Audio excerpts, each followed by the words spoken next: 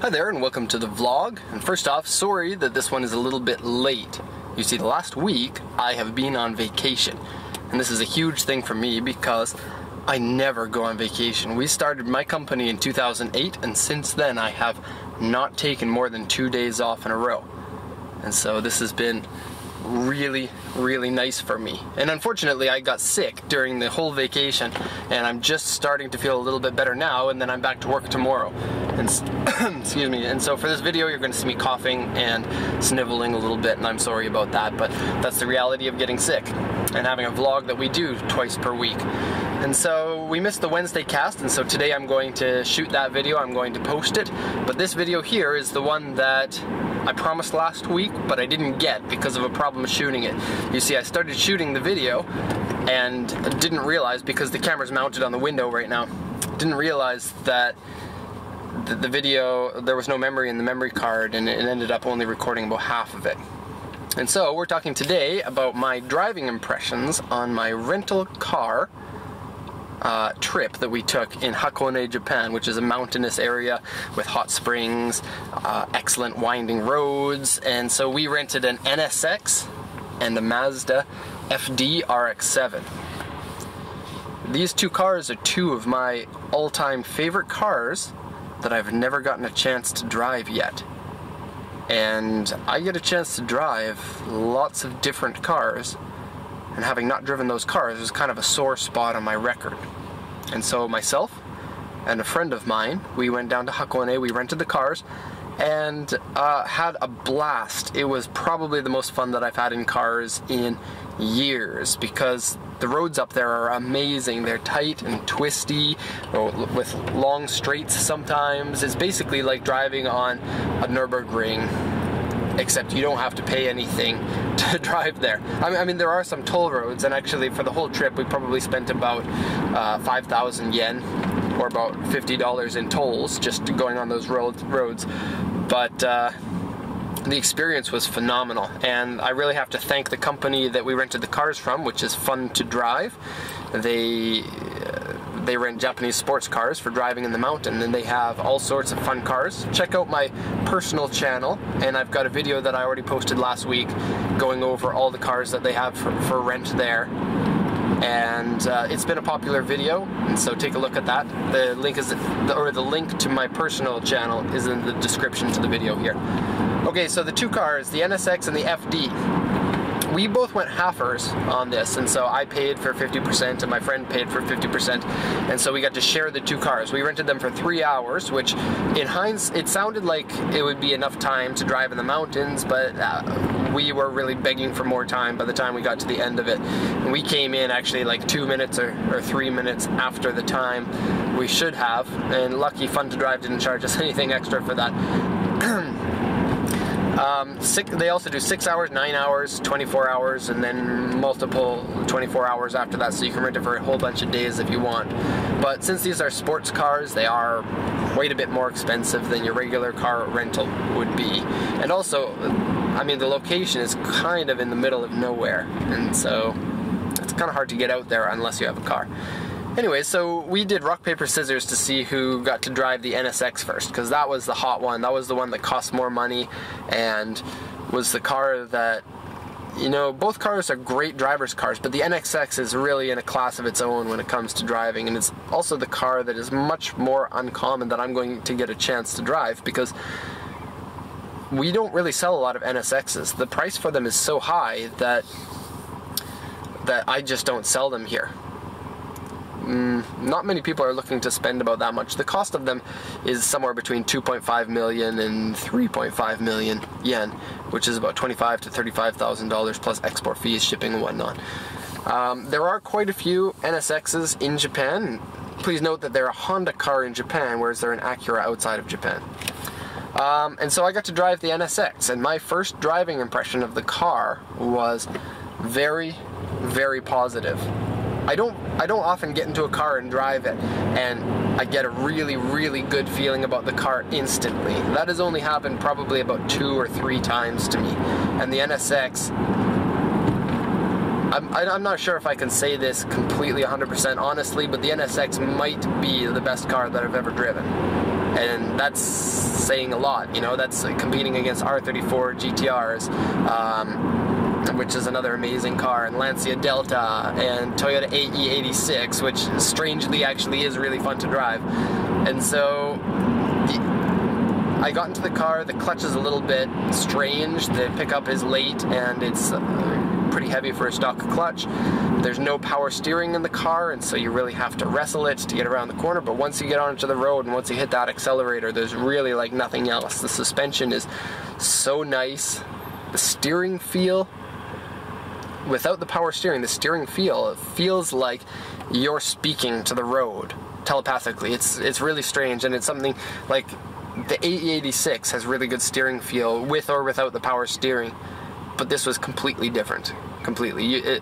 And being in the car is so strange. The front end of the car is so short compared to the back end of the car, and because it's mid-engine, you're really up front, and so you get an impression of the car being a lot smaller than it actually is. The car was on stock suspension, stock wheels, and the stock wheels, funny thing, stock wheels are 15-inch on the front and 16s on the back. It doesn't have LSD, which at first seemed really strange to me, but we were driving the cars pretty hard in the mountains, and there weren't really times where the vehicle would slip and would feel like it needs it. Even accelerating out of a corner at 6,500 or 7,000 RPM. And so the car might be better with LSD, but Honda paid a lot of attention to that car when they were making it. A lot of attention. And if they came to the conclusion that LSD wasn't something they wanted to put into the car, I think that says a lot about the engineering of the car and the decision that they made. And I don't think that it's a negative of the car. It's not the kind of car that you're going to slide around. In fact, the car has, one of the first things I noticed within the first few minutes of driving it is the car has understeer. When you're decelerating or accelerating out of a tight turn, or I guess decelerating into the turn or accelerating out of the turn. And it's quite a bit of a shock at first, but then once you get used to where your understeer point is, then you can get used to that, and you can go around the corners with a really, really high velocity and feel secure in the car. The stock suspension is firm and yet pretty comfortable for a standard car. I've driven plenty of cars that were much harsher than that didn't handle nearly as well. It just felt like I was on tracks, and that the steering wheel, wherever I wanted to go, I just point the steering wheel in the direction I want to go and hit the accelerator pedal, and then I go in that direction. This is something that very few cars ever get. And this is coming from a 25-year-old car, which certainly has, I mean, this one had 171,000 kilometers, which is top 90% of mileage for these cars, I would say. Maybe even top 95%. And yet the chassis still felt really strong. It felt, you know, old cars, they get soft bushings and the chassis gets weaker over time with going around corners too often. And you got to think, this car has spent a lot of its life as a car rental car for people who want to go around corners quickly. And so it's been pretty, or I can assume it's been fairly abused in its 171,000 kilometers, but the way that it drove really, really impressed me. It didn't seem like it had more than about 100,000 kilometers on it, if that. The body of it wasn't very good. The wheels had scratches, there were dings in the body, the paint was bad, but all of that didn't matter once you get into the driver's seat. The whole dashboard is really nice. The windshield has a nice long rake to it, and the dashboard comes down to you here, and it's a nice place to sit, but as soon as you start driving, you forget about where you are in the car, and that's not something that you usually get. Usually when I'm driving my car, I'm just like, oh, I wish my interior were a little bit nicer, I wish this plastic was better, but completely forgotten on the NSX. And that's not to say that it's cheap. I mean, soft touch materials are there, and the buttons are very 90s-ish, but you just forget about all of that when you drive it. And so I could go on for so long about everything that I like about it. The brakes work great. The weight balance.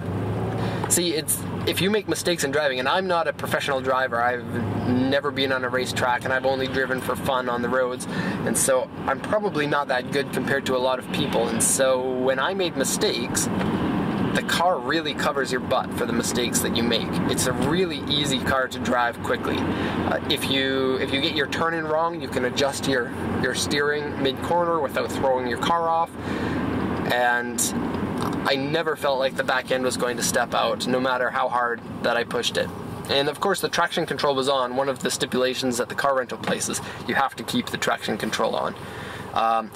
But I didn't feel the traction control step in like you do with a lot of modern cars. You know, you hit the gas when you're in the middle of the corner, and suddenly your RPM goes down, and you're like, no, you know, I could accept a little bit of slip. I know what I'm doing. Come on, just let me drive here.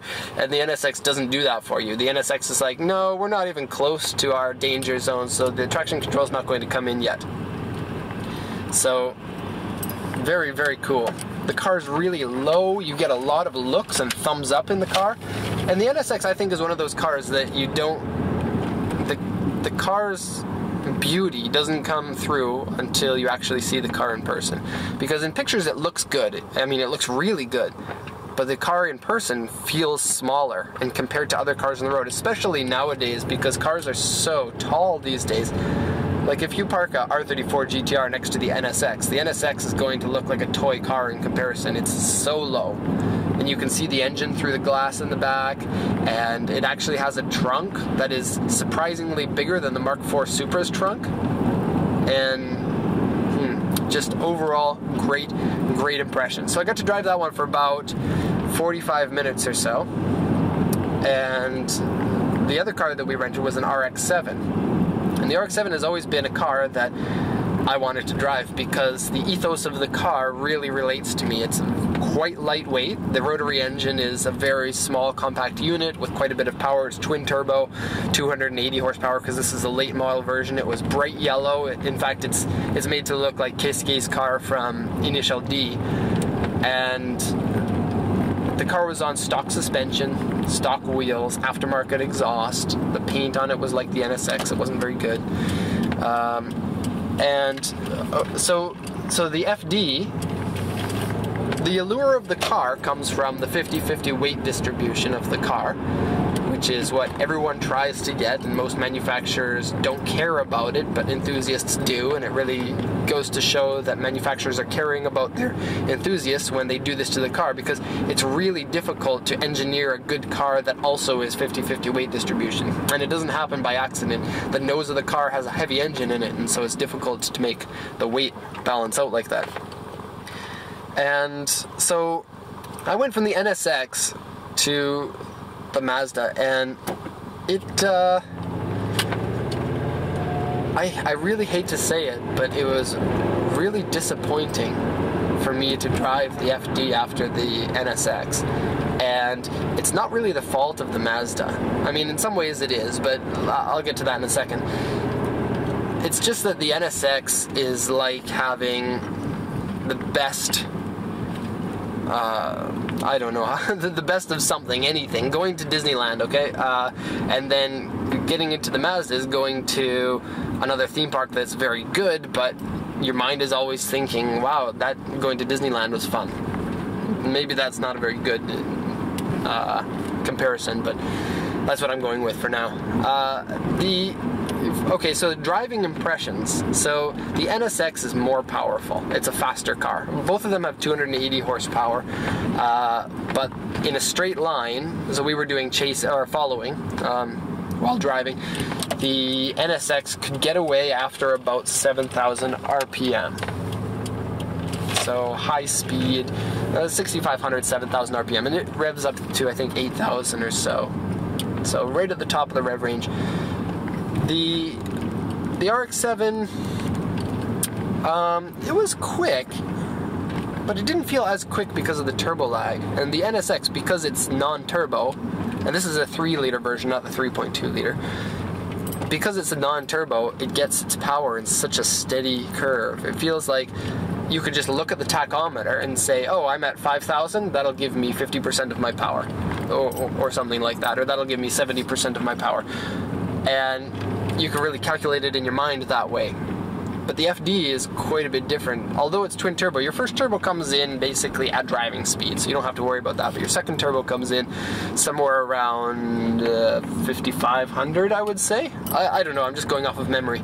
And it doesn't really kick you in the pants the same way as some other twin turbo systems do. You don't even really notice it if you're just flooring the car.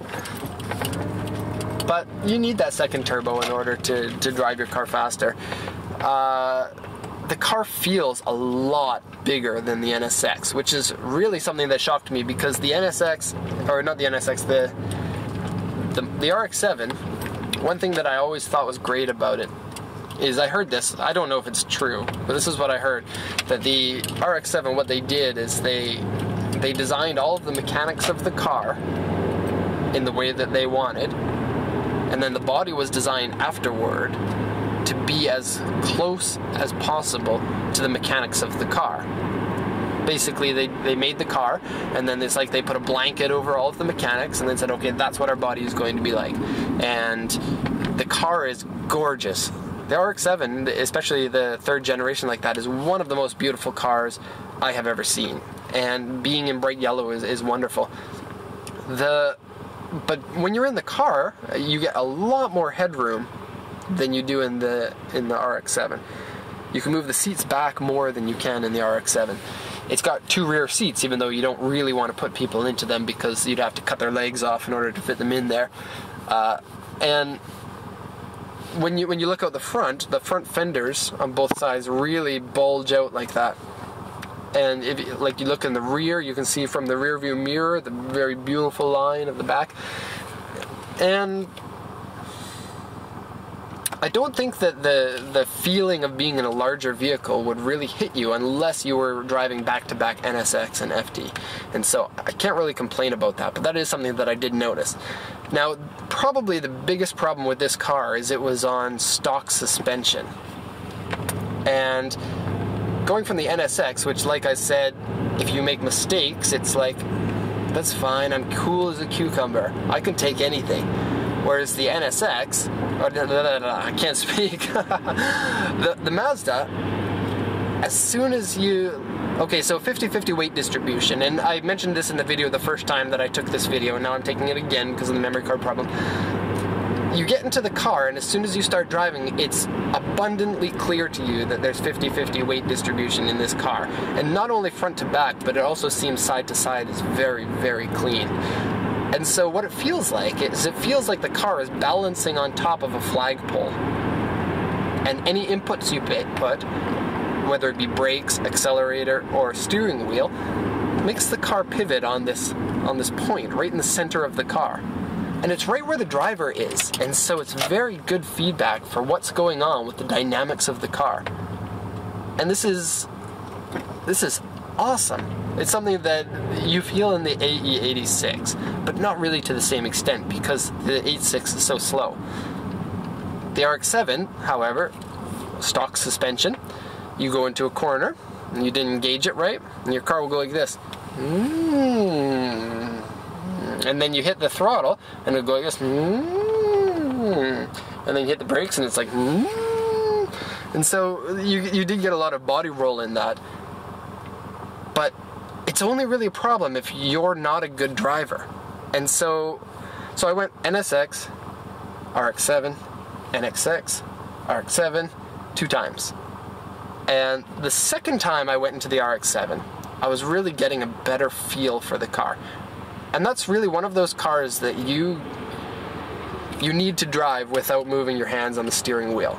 You know, there are the people that go like this when they're driving, and I'm one of those people when I'm regularly driving. Like when I go around a corner, I'll go like turn and move my hands before, like I'm about to turn here, I'm going to grab the steering wheel, not at my 9 o'clock and 3 o'clock. But if you do that on the RX-7, you really lose that communication for the car for just a second, but it's just enough for you to not be talking with it. It's like the car has ADD. And as soon as you get your hands off of the wheel, they're not interested in talking to you anymore. And then you have to reestablish that connection again. And so I noticed that in the second time driving it, Okay, so keep in mind, these roads are really, really windy roads, and it's quite difficult to handle a car through these roads as they switch back so quickly.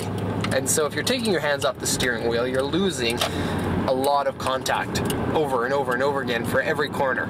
And it could be multiple corners per like a 5-second stretch. And so I noticed you're doing your 9 o'clock and your 3 o'clock. It's very, very good. And once you get used to where the weight is going to go when you put your inputs in, the car handles really, really well. The car has much better turn-in than the RX-7. As you turn the steering wheel and you're like, I'm going this way, whereas the RX-7 is like, I'm going to be a little bit careful here. This can be a really good thing. In the hands of a professional driver, the RX-7 might be more enjoyable to drive. Certainly, if you're into driving sideways, the RX-7 would be more fun to drive. And so, I really wish that I had more experience with that. Now, at the end of the day, I got out of the cars, and the RX-7 has 107,000 kilometers, which is actually pretty high for a rotary engine because they tend to go pop and after 100,000 or 120,000. I know the rotary people are going to yell at me for that, but that's, you know, as an exporter, that's one of those cars that always a flag goes up in my head that says, if you sell this car, it might break before the customer gets it. And not very many cars have that problem. And certainly the NSX, feels like it will go on forever without ever needing anything more than oil changes. But the RX-7, a couple of times while we were driving, it puffed this of white smoke out of the back, but then drove regularly after that.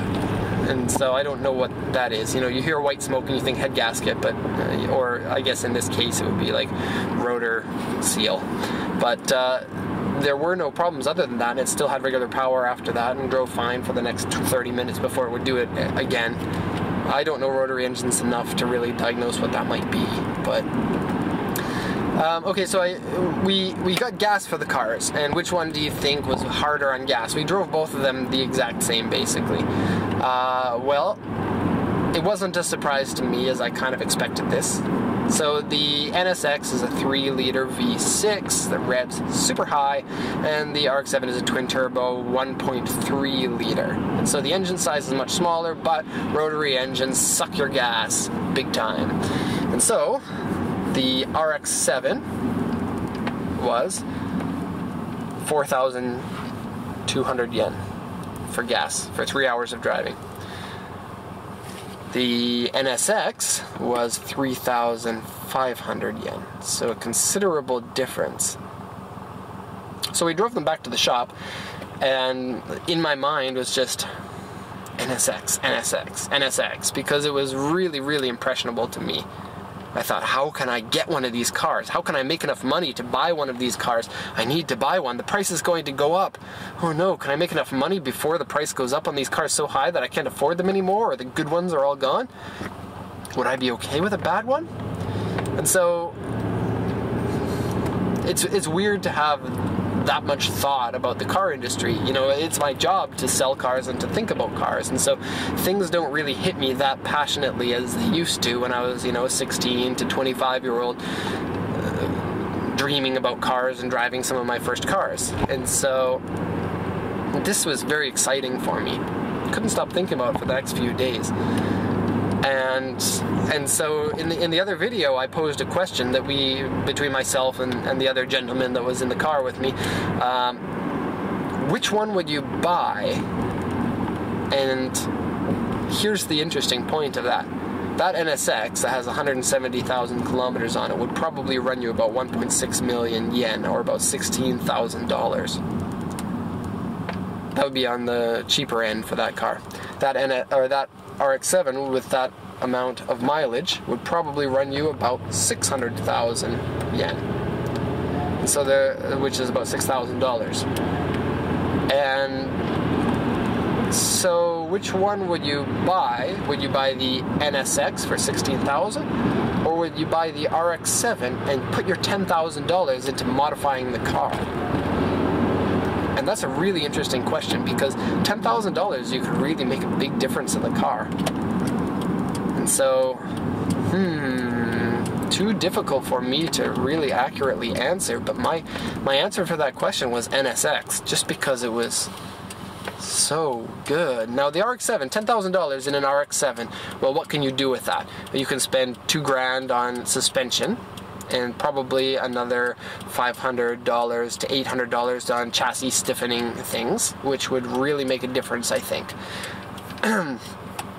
You could put money into modifications for the looks. You could really spend a lot of money doing that. I don't know if I would. I would probably get a nice set of probably 17-inch wheels. Big wheels will slow down your car, depending on the wheel, but that's a different story. And engine power. Well, RX-7s can make tons of power, but the more power you get out of an RX-7, the higher up in the rev range it's going to be. And that means the less daily driverable it's going to be. So I don't think that the RX-7, even if you put money into swapping the turbos out, changing the ECU, things like that, I don't think you're ever going to get a car that is as fun to drive in all speeds as the NSX would be in stock form. Now, I know this isn't something that everybody's going to agree with me on, and certainly a lot of people like 400 horsepower cars, but I've never been a fan of cars that are that powerful. And so, difficult question. I would go with the NSX though. I think that I'm sad that I'm never going to be able to own one of those. And you know, a two-seater doesn't work well with a family unless it's a second car, and having a second car is very expensive here in Japan. So hopefully people buy lots of cars from me and we can grow fast enough for me to own an NSX. I mean, maybe I'll do a Kickstarter, buy Derek an NSX. And then if you give me money for that, then I'll let you drive my car if you come to Japan. How's that sound? Okay, so that's going to be the end of the video. This is a long one, but it's so good to talk about cars like this and just nerd out. And, you know, for regular work, I do talk about cars, but I could never talk as passionately about cars as I'd like to, because there's always a limited amount of time to speak with those customers. You don't want to spend 10 hours speaking with one customer just going off into indulging yourself in talking about cars when there are other customers that you need to get to. And so this was a lucky treat for me, and sorry that, you know, if this isn't the kind of thing that you're into, but you can always click on the next video and not have to watch me. So there is that. So before I go, I just want to say thank you to everybody who has made this channel successful. I got like another 150 subscribers in 2 days the other day, and so I don't know how that happened, but thank you to everyone who has subscribed. I hope you like my videos, and I hope that as we go on, my videos can get better, the topics can get more interesting, and people can get to know me a little bit more. So thank you for watching, thank you for hitting the subscribe button, and thank you for liking the video. And if you don't like the video, let me know in the comments. I'm okay with that. I'm always looking for ways to become better. So thanks a lot, and have a good day.